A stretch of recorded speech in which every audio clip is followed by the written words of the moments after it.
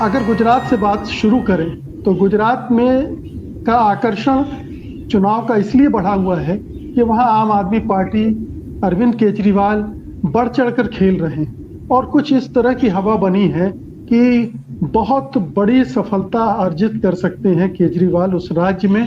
केजरीवाल तो सरकार बनाने का भी दावा कर रहे हैं, लेकिन आपका सर्वे उन्हें बहुत बहुत कम सीटें दे रहा है। इसकी क्या वजह है?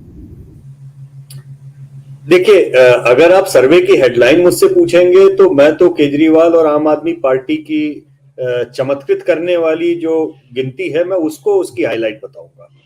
वोट को हम सीटों में उतना नहीं तब्दील कर पा रहे हैं क्योंकि वो वोट शेयर अभी भी एक 20-22% के उस थ्रेशोल्ड के थोड़ा सा नीचे है, जिसके बाद में सीटें बदलनी ज्यादा शुरू हो जाती हैं।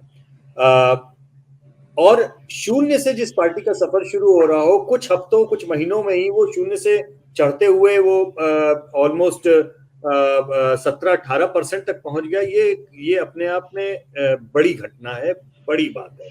तो इसलिए मेरे हिसाब से मैं सीटों पे अभी नहीं जा रहा हूं क्योंकि ऑनगोइंग प्रोसेस है, ये कोई अंतिम सत्य नहीं है। और ट्रैकर में हफ्ते दर हफ्ते हमको अगले 12 हफ्ते तक पता लगेगा कि किस दिशा में अब मोबिलाइजेशन हो रहा है किस पार्टी का।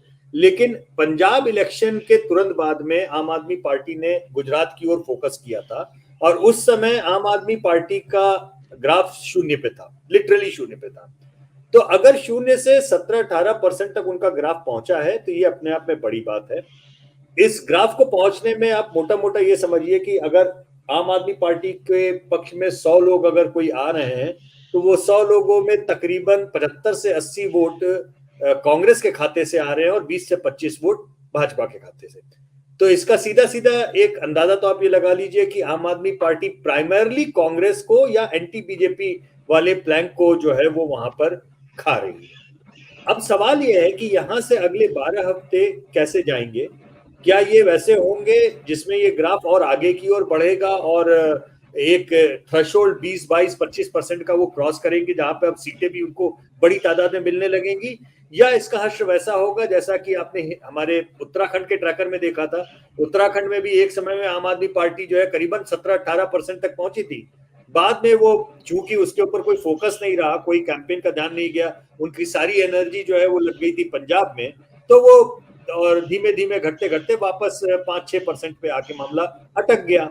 और क्योंकि लोगों ने उनको देखा कि ये शायद सत्ता की लड़ाई में सीधे नहीं है, उनके लिए गुडविल थी, लेकिन अंत में वो वोट कांग्रेस के ही खाते में गए। ये भी आप कह सकते हैं कि आम आदमी पार्टी का ग्राफ उत्तराखंड में बढ़ा ही इसलिए था क्योंकि कांग्रेस ने अपनी दुर्गति कर रखी थी, हरीश रावत जी को पंजाब में पार्क कर रखा था।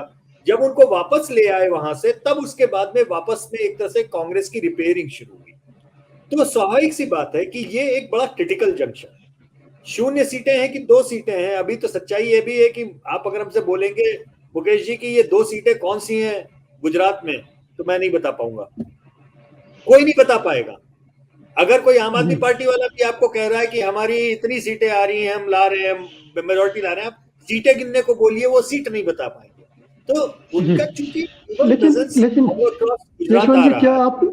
क्या आप ये कहना चाह रहे हैं कि ट्रेंड्स अभी आम आदमी पार्टी के पक्ष में है? अगर ये मोमेंटम बनाए रखती है तो हो सकता है कि उसकी सीटों में और वोटों में भी इजाफा हो और बिल्कुल चुनाव के आते आते तक स्थितियां आपके अनुकूल भी हो सकती हैं। बिल्कुल ये हो सकता है क्योंकि इतना तो तय है कि कांग्रेस के लिए ये बहुत अच्छा समय नहीं दिखाई दे रहा है, क्योंकि कांग्रेस ने पिछली बार 77 सीटें जीती थी, उसमें से कितने सारे लोग उनको छोड़ के चले गए ये हमने देखा। पिछली बार पाटीदार आंदोलन जिसकी भयानक विभीषिका से बीजेपी किसी तरह से निकल रही थी और उसका सीधा डेंट हुआ, 100 से नीचे जो सीटें गई उसमें माना जाता है और सही माना जाता है कि पाटीदार आंदोलन की बड़ी भूमिका उसमें रही। और उस आंदोलन को उन्होंने कैसे मैनेज किया, आज कांग्रेस ने जो 3 लड़के छांटे थे उसमें से 2 लड़के बीजेपी के खाते में जाके बैठे हैं। कांग्रेस का कोई नेतृत्व उभर के सामने नहीं आ पा रहा है। उनके साथ में दुर्भाग्य से उनके ये भी हो रखा है कि जो उनकी सारी स्ट्रेटजीज के जनक होते थे अहमद पटेल, उनकी मृत्यु हो गई है।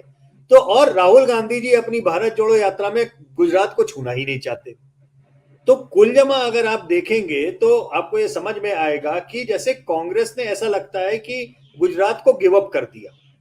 अगर गिव अप कर दिया है तो एक ऐसा राज्य जहां पे हमेशा से 50% से ज्यादा मतदाता बीजेपी के खिलाफ वोट करते रहे, लगभग 50%, 51% ओवरऑल, उस राज्य में जहां पे कांग्रेस अकेली उस वोट की दावेदार रही, अब वहां तीसरा एंगल अगर आएगा तो शुरुआत में उसका नुकसान कांग्रेस को ही होगा।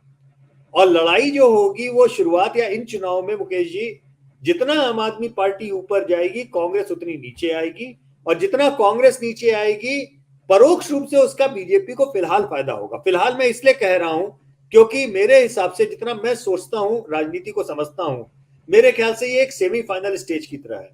अगर आम आदमी पार्टी इन चुनाव में अपने को कांग्रेस के रिप्लेसमेंट की तरह या बीजेपी के खिलाफ मजबूत उम्मीदवारी की तरह से कर ले गई, तो हो सकता है 5 साल बाद बीजेपी के लिए वहां पर आम आदमी पार्टी एक बड़ा सिरदर्द बन जाए। वहीं दूसरी तरफ कांग्रेस के लिए दरअसल ये अब एक तरह से सर्वाइवल की लड़ाई है, मैं ये मानता हूं, क्योंकि हमने ये देखा है कि कांग्रेस ने जब जब किसी रीजनल पार्टी को अपना स्पेस दिया है, कांग्रेस वहां पलट के वापस नहीं आ पाई पूरे भारत में। मैं आम आदमी पार्टी की बात नहीं कर रहा हूं, पूरे भारत के चुनावी इतिहास को देख लीजिए, जब जब कांग्रेस ने अपनी जगह को किसी स्थानीय पार्टी, रीजनल पार्टी या किसी वैकल्पिक पार्टी के हाथ में उन्होंने अगर दिया है वो हिस्सा, तो उसके बाद में वापस कांग्रेस की वहां पे वापसी उस राज्य में नहीं हो पाई है। इस नाते कांग्रेस के लिए ये सर्वाइवल की भी लड़ाई होगी गुजरात में। उनको मेहनत करनी पड़ेगी अगर वो चाहते हैं कि गुजरात में उनके सामने आम आदमी पार्टी जो अब अपने कद बढ़ा रही है उससे वो अपनी चीजें वापस खींचे।